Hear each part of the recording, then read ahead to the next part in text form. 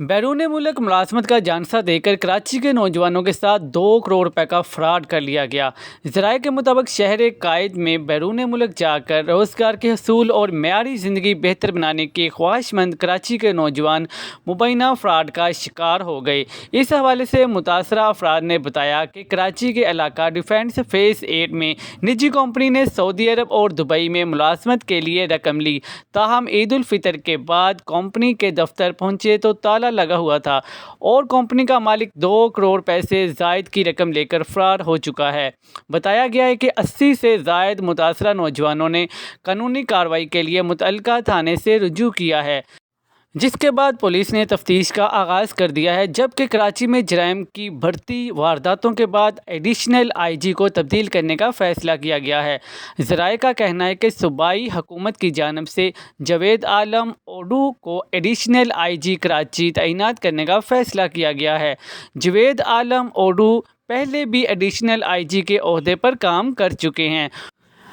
गुज़श्ता माह में नई बनने वाली हुकूमत ने बड़े पैमाने पर रद्द-ओ-अमल करते हुए ग़ुलाम नबी मेमन को एक दफ़ा फिर आईजी सिंध पुलिस तैनात किया है।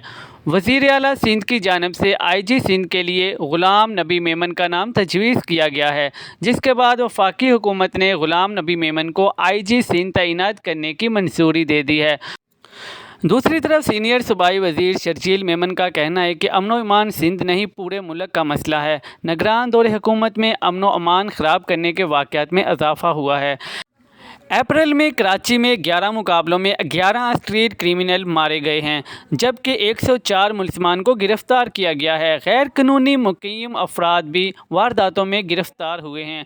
उन्होंने कहा है कि जराइम की रोकथाम में महंगाई, बेरोज़गारी, गैर कानूनी तारकीन वतन बड़ा चैलेंज है। सिंध हुकूमत नहीं चाहती अवाम को कोई भी तकलीफ़ पहुँचे। कच्चे के इलाके में पुलिस का टारगेट ऑपरेशन जारी है, जिससे इलाके में बेहतरी आई है। जल्द हालात पर काबू पा लेंगे। वज़ीर दाखिला सिंध और आईजी सिंध शिकारपुर में मौजूद है।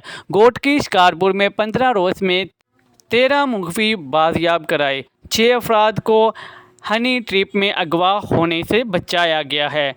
मज़ीद अपडेट्स के लिए न्यूज़ के लिए चैनल को सब्सक्राइब कर लें ताकि हर आने वाली नई अपडेट खबर सबसे पहले आपको मिल सके।